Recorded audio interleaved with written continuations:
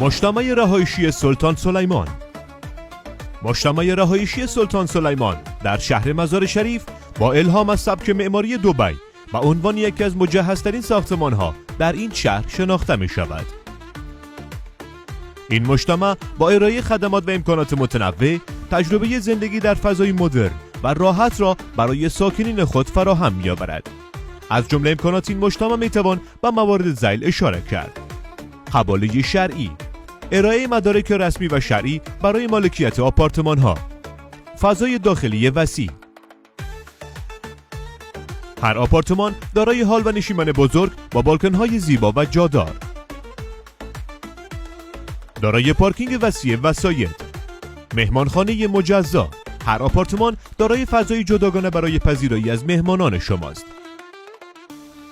تشناب‌های مدرن، مجهز با وسایل بروز و طراحی عصری، لفت پیشرفته، بهره‌گیری از لفت‌های ایتالیایی با سیستم ایمنی فراشوت، عایق بندی، استفاده از مواد عایق کاک برای حفظ دمای داخلی، دارای سیستم مرکزگرمی ترکی، سیستم اطفایی حریق، تجهیزات اطفایی حریق مدرن در دهلیزهای عمومی، فضای سبز و پارک بازی، ساحه سبز مرکزی وسیع و امکانات بازی برای کودکان، ورزشگاه و جیم، امکانات ورزشی جداگانه برای خانم‌ها و آقایان،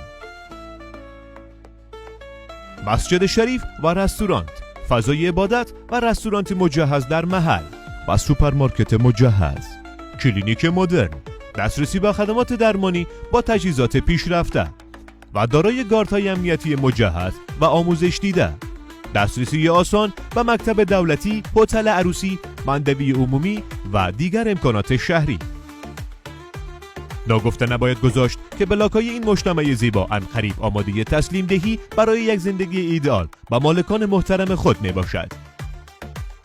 همچنین می توانید با پیش پرداخت 25% و باقی مانده را در مدت 2 سال به صورت اقساط پرداخت کنید. آدرس: چوک کفایت، شرق کلوپ عروسی طلو. با سلطان سلیمان در آرامش زندگی کنید.